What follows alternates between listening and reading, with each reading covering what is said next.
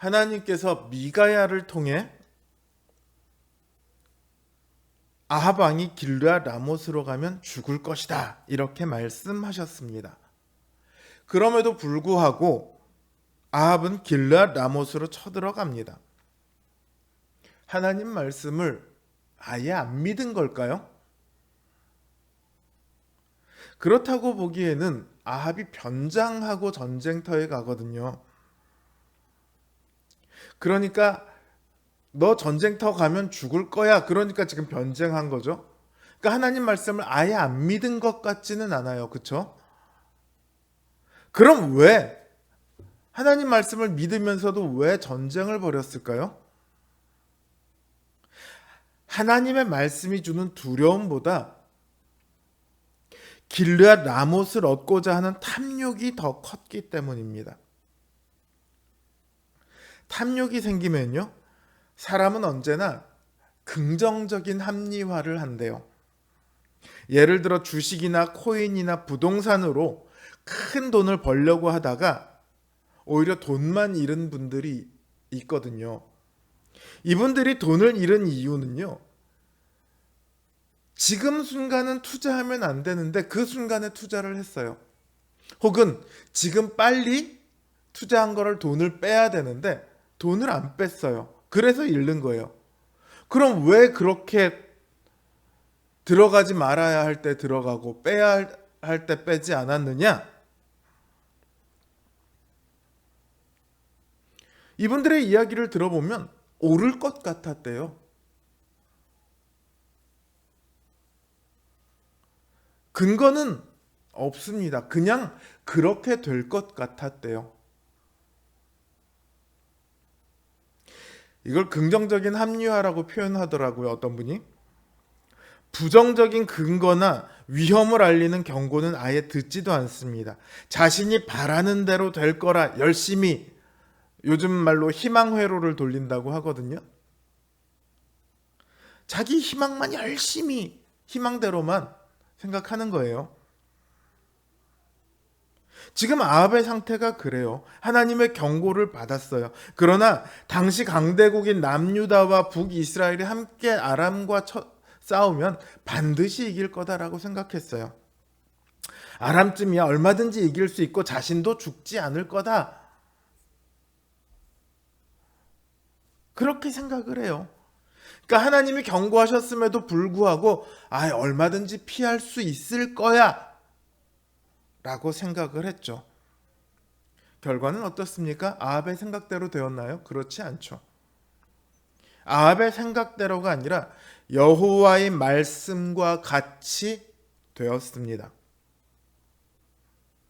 아합은 죽음을 피하려고 여호사밧을 자기로 변장을 시켜요. 그리고 자기는 왕이 아닌 것처럼 다른 병거를 타고 나가죠. 아합의 예상처럼 아람의 왕이 자기 병거를 모는 그 장수들한테, 야, 딴 장수나 다른 병사들은 신경 쓰지 말고 아합만 잡어, 이렇게 명령을 내립니다. 그들이 딴 거 신경 하나도 안 쓰고 왕의 옷을 입은 그 사람만 열심히 쫓아가죠. 그러다가 여호사밧도 자기가 위험하니까 뭔지 모르게 소리를 질렀어요. 뭐라고 했는지는 몰라요. 야, 나 아합 아냐, 뭐 했을지 어땠을지 몰라요. 근데 어쨌든 간에 이 아람의 장수들이 저거 아합 왕이 아니네를 알아차렸습니다. 그리고 에이 하고 돌아왔어요. 아합이 살은 것 같죠. 그런데 어떤 한 사람이 무심코 활을 쏩니다. 무심코 활을 당겼다라는 말은요, 겨냥하지 않았다는 말이에요. 어딘지 아무것도 겨냥하지 않고 사람을 맞추려고 이렇게 조준하지도 않고 그냥 무심코 이렇게 툭 하고 놓은 거예요, 화살을. 근데 그 화살이 아합의 갑옷의 솔기를 맞춥니다. 당시 갑옷을 보면요, 철로 만든 갑옷이 여기까지 늑골 있는 데까지 이렇게 내려옵니다. 그리고 배를 가리는 철로 된 조각이 있어요. 이 두 개 사이를 촘촘하게 두 철 사이를 촘촘하게 끈으로 묶어놨거든요. 그게 이제 갑옷 솔기예요. 다 철로 만들지 않고 그렇게 만든 이유는 움직이기 불편해서인 이유도 있지만 이 솔기가 그만큼 촘촘해서 사실은 화살이 비집고 들어갈 틈도 제대로 없어서 그래요. 그런데 겨냥해서 쏜 활도 아니고요. 무심코 툭 하고 쏜 화살이 그 솔기에 가서 박힙니다. 그 갑옷 틈 사이에 가서 박혀요. 그 사람은 그야말로 의도하지 않고 쏜 거죠. 사실 그 사람이 의도하고 쐈다고 해도 맞힐 수 있을까요? 우리나라 양궁 선수들이 해도 그거 뭐 맞히기 힘들 거예요.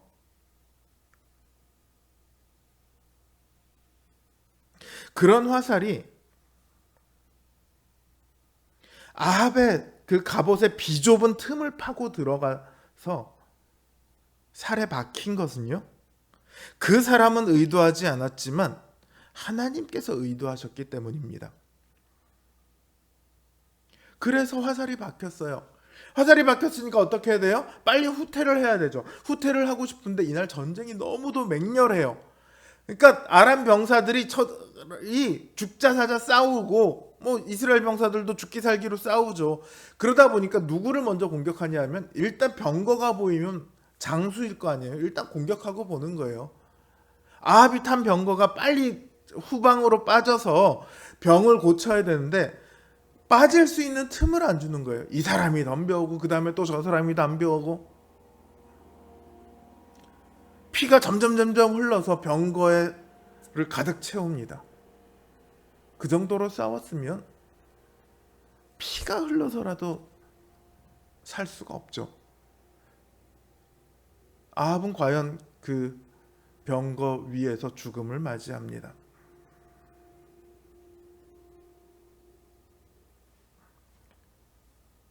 그리고 아합이 죽은 것을 알고 다들 미가야가 예언했던 것처럼 집으로 돌아가요. 그리고 아합의 시체는 사마리아에 장사를 지냅니다. 그리고 이제 그 병거를 연못에서 사마리아의 못에서 씻으려고 하는데 그 병거에 피가 가득 찼잖아요. 개들이 와서 그 병거에 피를 핥습니다.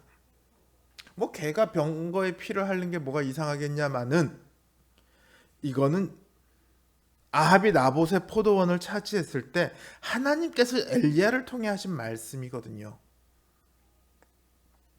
여호와께서 하신 말씀과 같이 이루어진 거예요. 하나님의 말씀은요, 반드시 이루어집니다. 아무리 피하려고 해도 피할 수 없어요. 그럼에도 악인들은 하나님 두려운 줄을 모릅니다. 때로는 신자들조차도요, 탐욕에 자신을 맡겨버려요.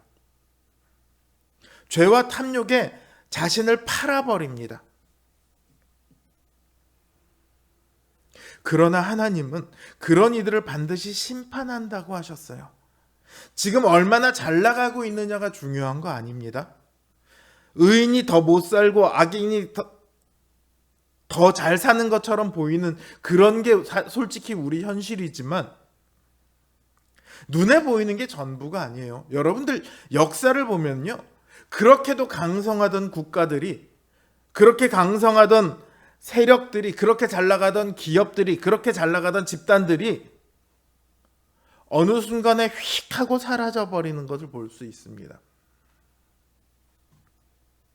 하나님의 의도하심은요, 반드시 이루어집니다. 하나님의 말씀과 같이 모든 것이 이루어진다는 이 사실, 악인들이나 혹은 욕망에 자신을 내어 맡기는 사람들은 이 사실을 두려워해야 합니다. 그러나 반대로 이 사실은 신자들에게는 가장 큰 위로입니다. 비록 지금 내가 힘이 들지라도, 비록 지금 해결책이 없어 보일지라도 주님께서는 지금 이 순간도 우리를 위해 간구하고 계십니다. 그리고 하나님께서는 그 기도를 들으시고 우리를 위해 일하십니다. 세상 모든 것을 우리를 위해 사용하십니다.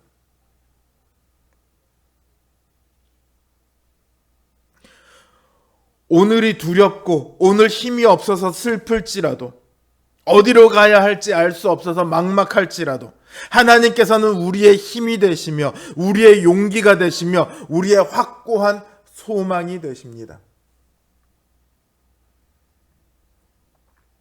우리의 인생길을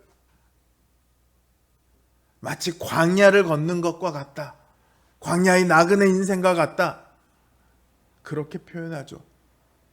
출애굽기, 민수기를 보십시오. 그 광야길 가운데 어떻게 걸었습니까? 어디로 가야 할지 모릅니다. 그 일에 어떤 두려움이 닥쳐올지 모릅니다.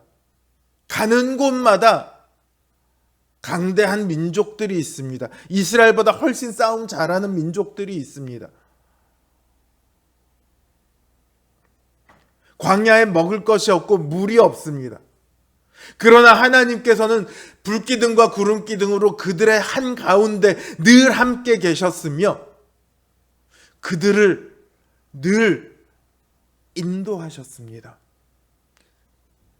길이 없는 곳에 길을 만드셨고, 물이 없는 곳에 물을 만드셨고, 먹을 것이 없는 곳에 먹을 것이 하늘로부터 내리게 하셨습니다. 그게 신자의 삶입니다. 그게 이 땅을 살아가는 우리에게 주신 주님의 약속이며 하나님의 말씀입니다.